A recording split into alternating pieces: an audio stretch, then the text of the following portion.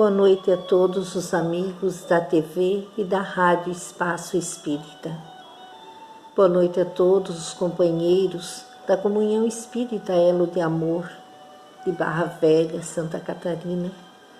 Boa noite a todos que nos ouvem e que participam conosco deste momento, nos dois planos.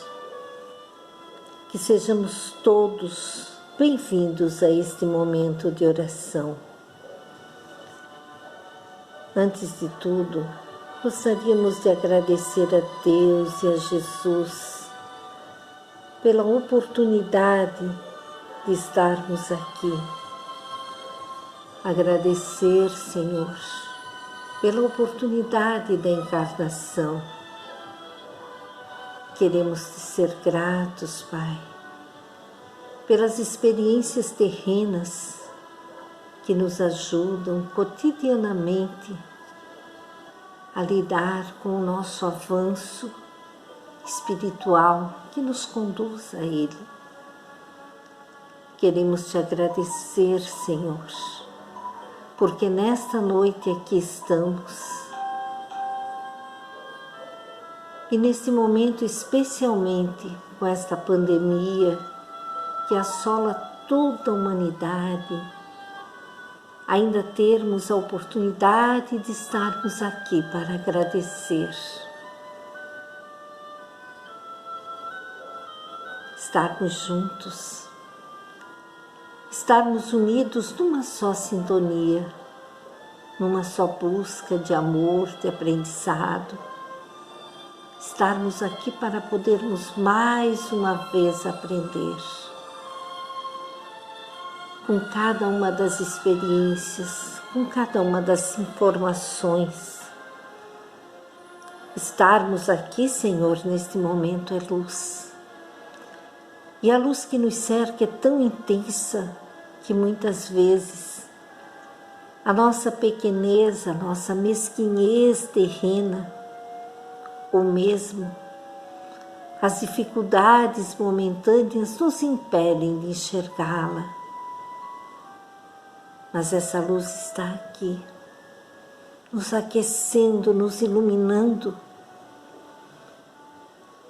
penetrando em cada um dos nossos corações e fazendo em cada um de nós a transformação moral.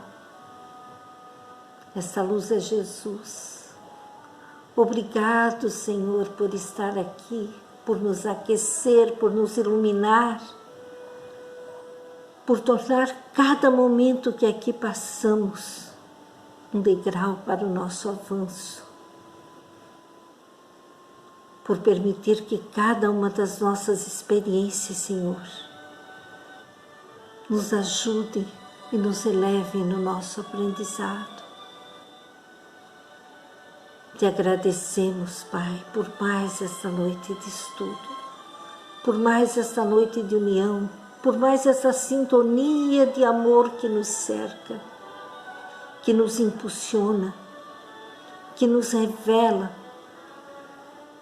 pela oportunidade que estamos tendo de mais uma vez buscar, de mais uma vez ouvir e com os nossos irmãos aprender. Que esta noite seja glorificada, abençoada, regada da Tua bênção e da Tua proteção divina. Obrigado por tudo, Senhor, que assim seja.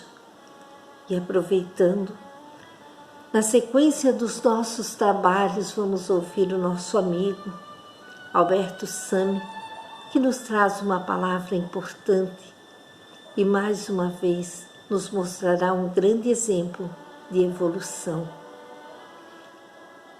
Que aprendamos com ela a jamais desistir das nossas buscas e da nossa necessidade de evoluir. Que assim seja. Boa noite, amigos, irmãos da Casa Espírita Elo de Amor. Quero agradecer esse convite para estarmos juntos nesta noite, ao vivo, conversando com vocês, falando de um assunto extremamente importante. Um assunto que provavelmente vocês já ouviram falar. Não tenho certeza se vocês já tiveram detalhes desse assunto que nós vamos falar. Mas nós temos personagens bíblicos participando desta conversa. Por quê? Porque nós vamos falar aqui de Públio Lentulus, nós vamos falar de Pôncio Pilatos, nós vamos falar de Anás, não é? Nós vamos falar de Jesus e do seu julgamento. Nós vamos falar então do julgamento de Jesus num texto de Valdeir Bezerra de Almeida, com o título de Públio Lentulus e o julgamento de Jesus. Um julgamento que, à medida que ele decorre, nós nos sentimos muito motivados a levar até os espíritas para provar não só a fortaleza de Jesus naquele momento de provação, mas também, de uma certa forma, a necessidade que havia naquela turba enfurecida que pouco antes o aplaudia, pedindo a sua condenação, pedindo para que ele fosse crucificado, não é? Então, este julgamento de Jesus eu reputo como o julgamento mais importante da história cristã, o julgamento mais importante no sentido de entendermos como Jesus é grandioso, como ele foi forte, que homem extraordinário, por ter passado todas as situações que ele passou, como ele mesmo disse, para que se cumprissem as Escrituras. Vamos lá. No ano 33, na cidade de Jerusalém, milhares de judeus se movimentavam para comemorar a Páscoa judaica, também conhecida como Festa da Libertação, relembrando a libertação dos hebreus da escravidão do Egito no ano de 1446 a.C. A libertação feita por Moisés, que levou esse povo judeu 40 anos através do deserto para que eles chegassem então à terra prometida. Todo ano eles comemoravam esta libertação. Milhares de visitantes se aglomeram para festejar a significativa data. Públio Lentulus, senador romano, também estava em Jerusalém. E nesse clima festivo que se dá à prisão, o julgamento e a crucificação de Jesus, evento relatado pelos evangelistas. Segundo eles, os evangelistas, Jesus é preso à noite e levado amarrado ao sacerdote Anás. Muito bem, Jesus, aquele homem simples, aquele homem amoroso, caridoso, é amarrado durante a noite, não é? E levado ao sinédrio, de frente ao sacerdote Anás, que era o sacerdote pai de Caifás, que faz perguntas a Jesus, até no intuito, em alguns livros espíritas depois, pesquisando, nós entendemos que o intuito de Anás era de conhecer melhor Jesus, ele tinha curiosidade sobre Jesus. Então o sacerdote Anás interroga Jesus sobre a sua doutrina e ele responde: falei abertamente ao mundo, sempre ensinei na sinagoga e no templo onde se reúnem todos os judeus.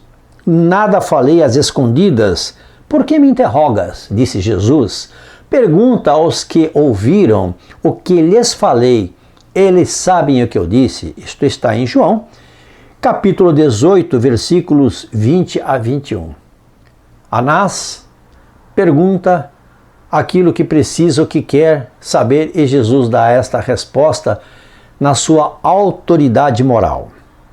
E lá no sinédrio acontece então o primeiro julgamento. Não encontrando testemunhos contra ele, pergunta-se-lhe se era mesmo o Cristo, o Filho de Deus. E o mestre diz: tu disseste. Diante dessa resposta, o sumo sacerdote o julgou culpado. E a partir daí, então, eles fazem uma um círculo em torno de Jesus e começam a gritar blasfêmia, blasfêmia, blasfêmia e agredi-lo, não é? Agrediam Jesus de diversas maneiras, batiam nele e tudo mais, porque ele tinha dito então, tu disseste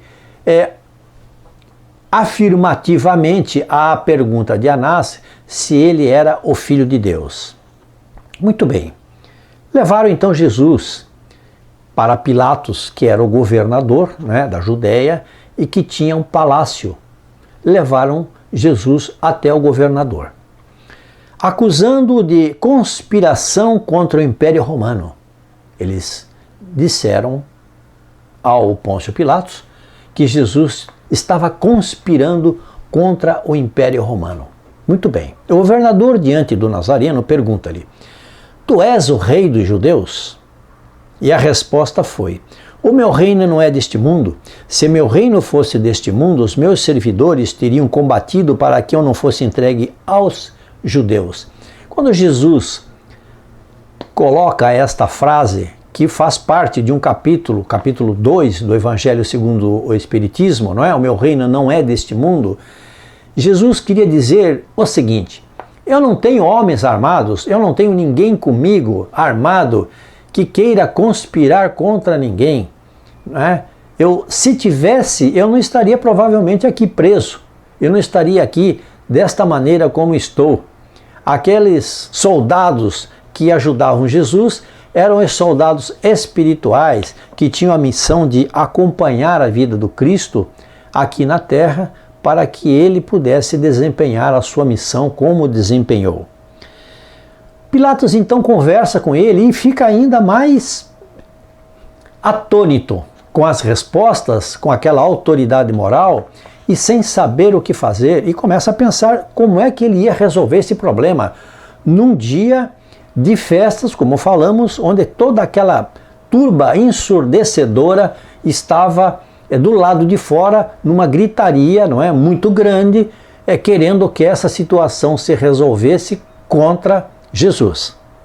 Antes da decisão final de Pôncio Pilatos no julgamento de Jesus, reuniões aconteceram nos bastidores do palácio do governador. Então, durante essa situação em que Pôncio Pilatos conversava com Jesus, lá dentro do palácio estavam acontecendo reuniões de pessoas que estavam pedindo a favor do Cristo e explicando, não é, para Públio Lentulus que aquilo que estava acontecendo ali era um engano, era um terrível engano, era um terrível erro, porque Jesus não era nem conspirador e nem era uma pessoa que pudesse prejudicar não só o império, mas qualquer ser humano, não é? Jesus não iria prejudicar.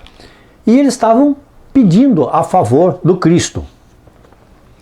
Do lado de fora, como eu disse, aquela gritaria continuava na praça do templo. Pessoas o procuravam, particularmente também fazer com que Públio Lentulus visse o outro lado da história, que era a história de Jesus, diríamos assim, conspirar, não é, contra o Império Romano. Alguns solicitavam sua intervenção no processo do acusado, outros da parte dos fariseus ligados ao sacerdote do Sinédrio encareciam aos seus olhos o perigo das pregações de Jesus, apresentado por muitos como revolucionário inconsciente. Então, porque Jesus pregava a paz, porque Jesus pregava a caridade, porque Jesus pregava aquilo que era o certo, ele era um revolucionário inconsciente para aqueles que tinham interesses. Quais interesses eram? Interesses, como nós sabemos, que existem, se perpetuaram, estão aí, são interesses escusos de algumas pessoas que acusam outras pessoas, não é, para benefício próprio. Naquele dia fatídico, Públio Lentulus interrompe suas audiências para atender à solicitação de Pilatos, para ajudá-lo num caso de consciência. Pilatos continuava sem saber o que fazer, não é? Ele cada vez mais em dúvida de como ele iria resolver essa situação, ele convocou esse senador romano que estava lá, Públio Lentulus, para resolver este caso de consciência. O senador foi rapidamente, e lá chegando, entre tantos outros convidados que estavam no palácio, porque era uma festa, como nós falamos, né?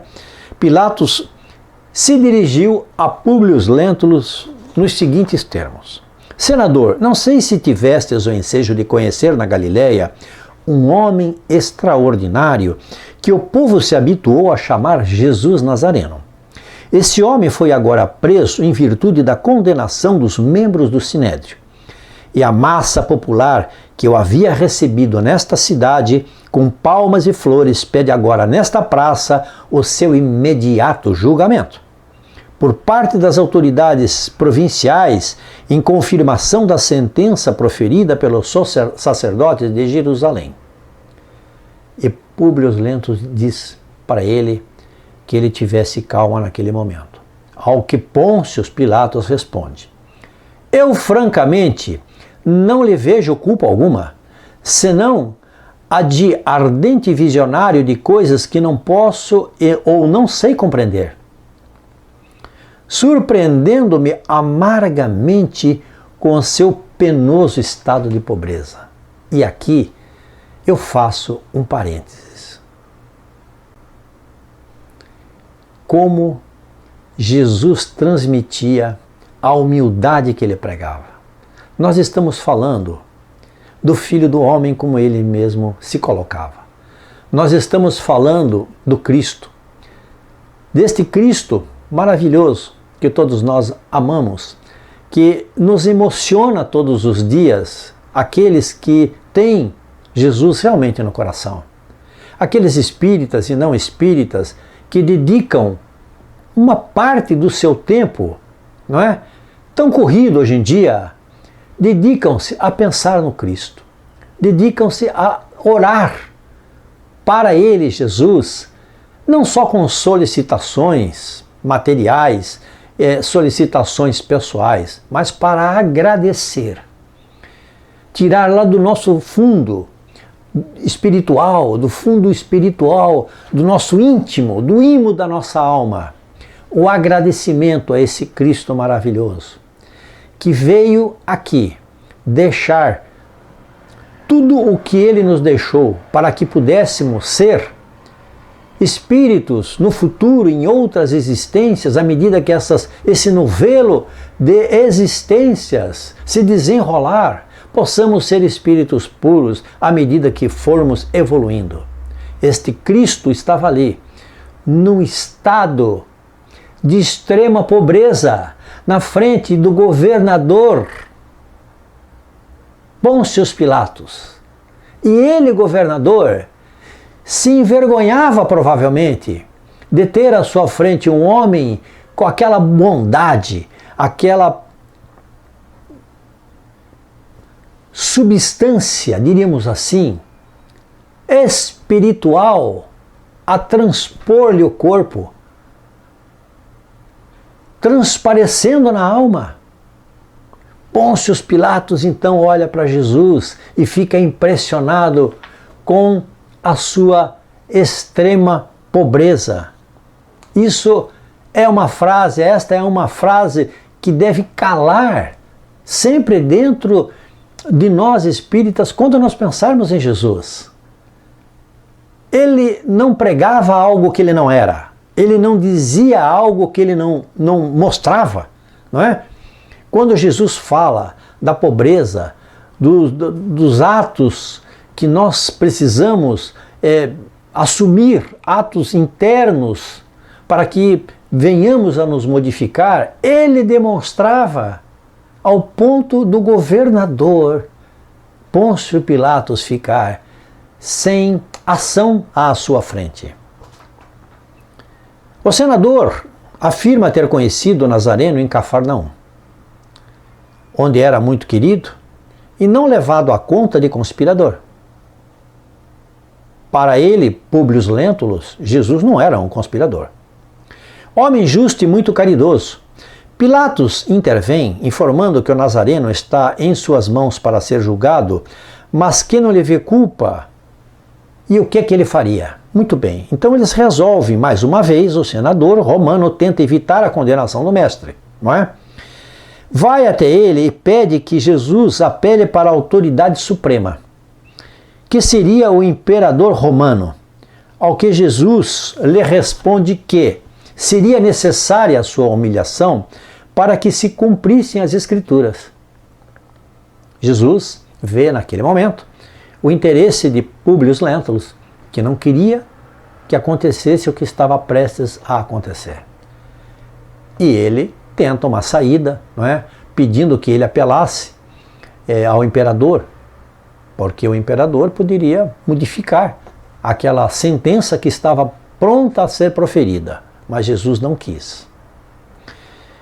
E ele também prescinde nesse momento de toda a política dos homens, de toda a proteção política dos homens, confiando tão somente na justiça do seu Pai que está nos céus. Essa justiça do nosso Pai que está nos céus que nós temos que confiar. É esta que muitas vezes nós deixamos passar. Nós, em muitos momentos, nos agarramos a situações aqui da terra para que possamos resolver a nossa vida a contento, esquecendo que situações complicadas podem acontecer e que nós venhamos a precisar apenas e tão somente dessa confiança em Deus e da resignação. E a resignação, ela é fundamental para nós espíritas e para os não espíritas também, não é? Nós estamos falando aqui para espíritas e para outros irmãos que estão aqui ouvindo ou assistindo a nossa conversa.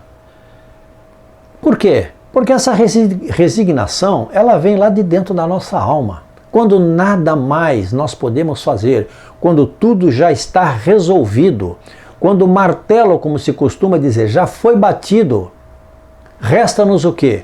A resignação e a fé no Pai Celestial. Pilatos, diante dessa turba revoltada, consulta o que fazer para evitar-lhe a morte nefanda. E um dos patrícios propõe a pena dos açoites na praça pública. Públio Lentulus fica abismado. Açoites? Como? Não é? Era um castigo extremamente terrível, machucava demais, sangrava demais, era algo assim que era aplicado somente nos criminosos mais cruéis. Antevendo as torturas, né, do horrível suplício, na esperança de que levasse em consideração o seu espanto, ele vê que nada adianta a sua observação piedosa, porque ele fez uma cara assim de que não, isso não, mas não levaram em consideração. Então o mestre é açoitado diante da multidão. Jesus é açoitado diante daquela multidão, sem ter por soldados romanos extremamente fortes, não é? E vocês imaginam o que seriam esses açoites? O que não deveria doer? E Jesus, sabemos, não dá uma demonstração de fraqueza, ele não dá uma demonstração de dor.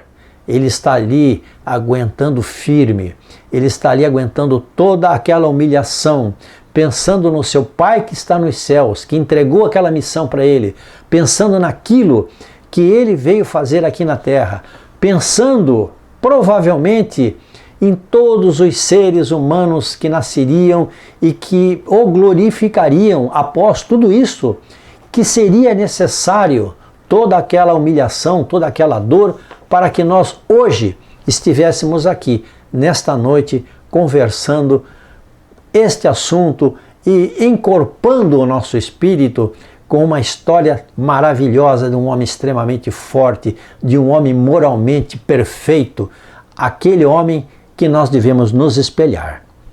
Antes do sumário julgamento popular, o senador aproximou-se do açoitado e fitou seu rosto enérgico e meigo. O senador foi até Jesus, olhou para o rosto de Jesus e Jesus olhou nos seus olhos.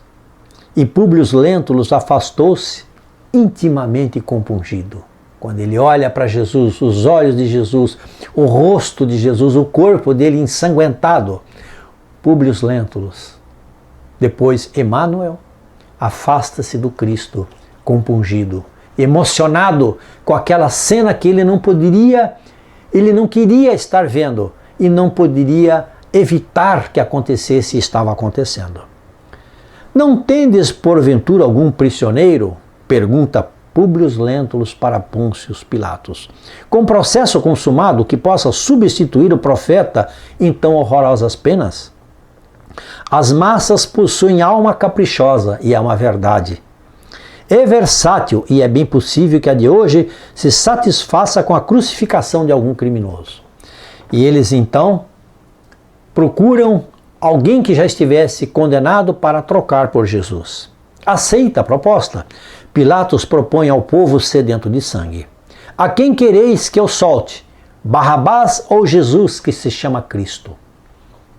O povo, ensandecido, pede que solte o perigoso bandido e condena o mestre à cruz. Falamos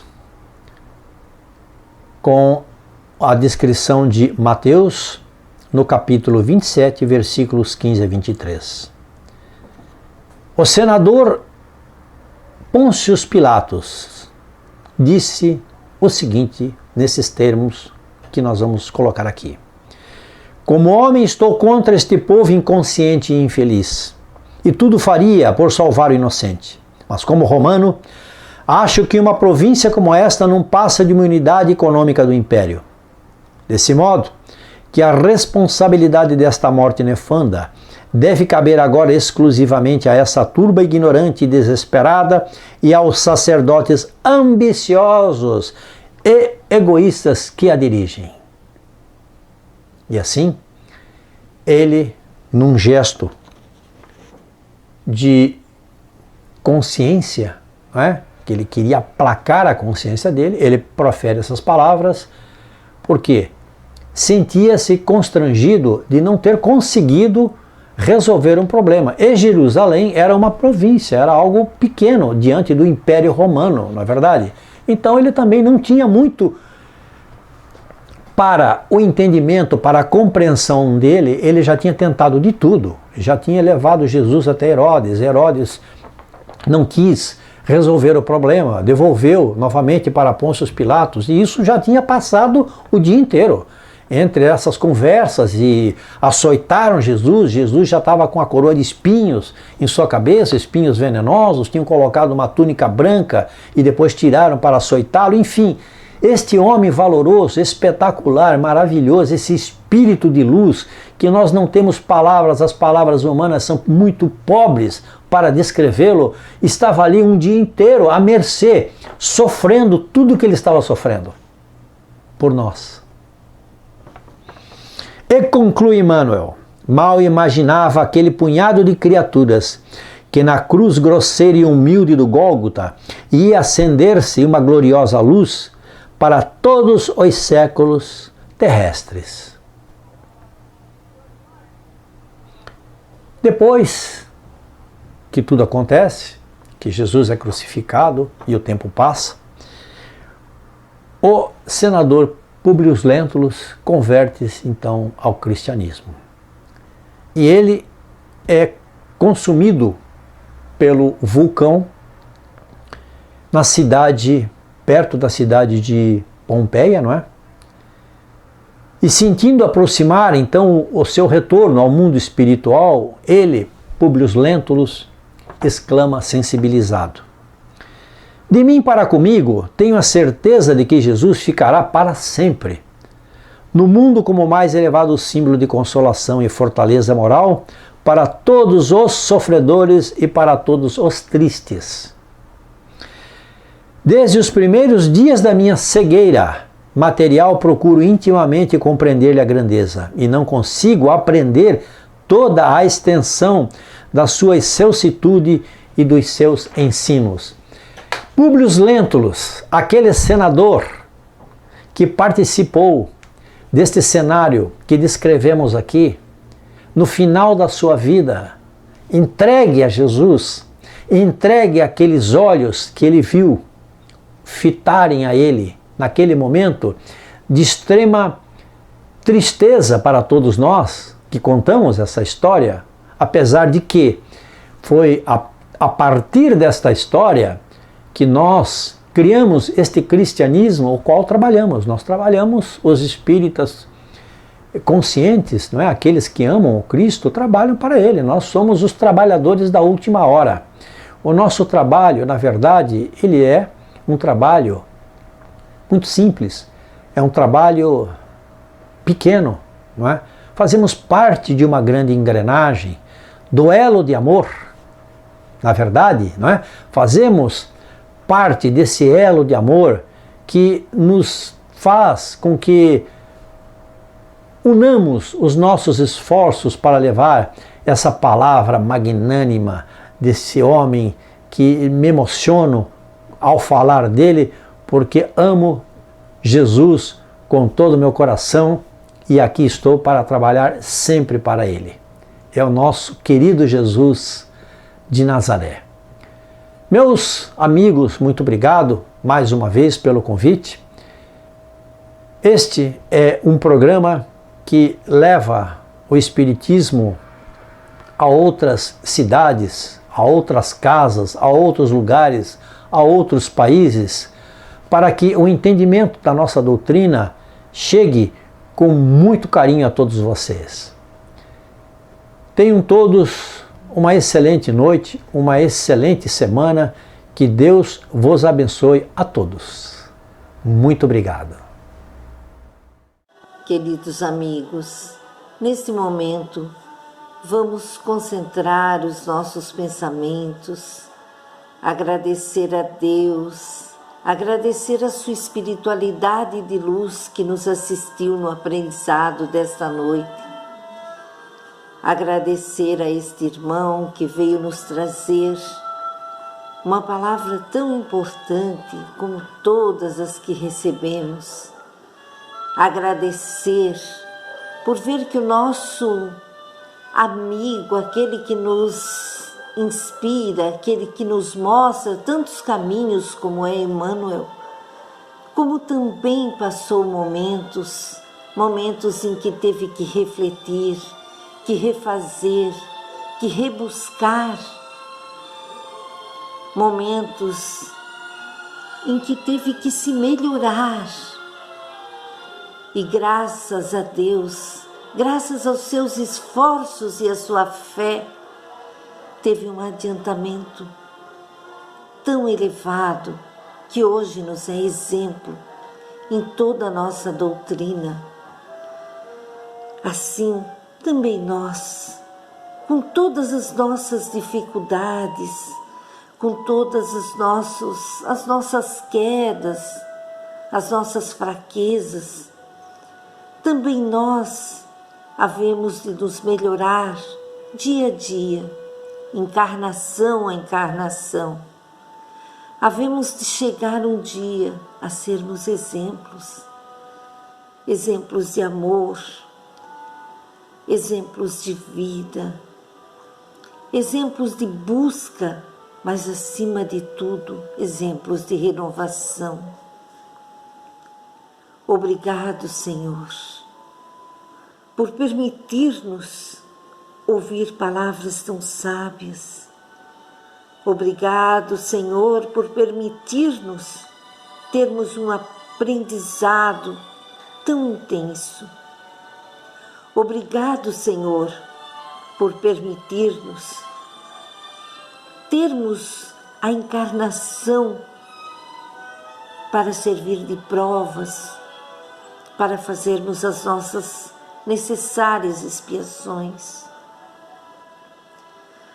Obrigado, Senhor, pelas bênçãos que tens mandado para o nosso planeta, pelas lições que estamos aprendendo dia a dia nas dificuldades que nesse momento assolam a Terra. Obrigado, Senhor. Hoje, acima de tudo, pelos profissionais da saúde que se esforçam nos seus trabalhos, que se esmeram, deixando de lado as suas famílias, deixando de lado os seus lazeres para estarem à frente buscando, trabalhando, lutando para salvar as vidas. Que sejam abençoados e protegidos, médicos, enfermeiros, profissionais da limpeza,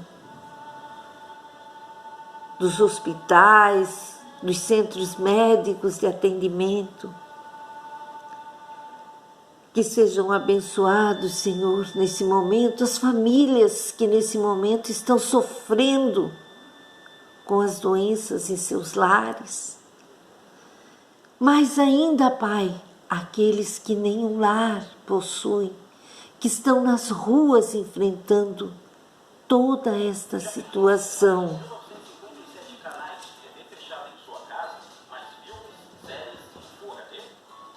Te agradecemos, Senhor,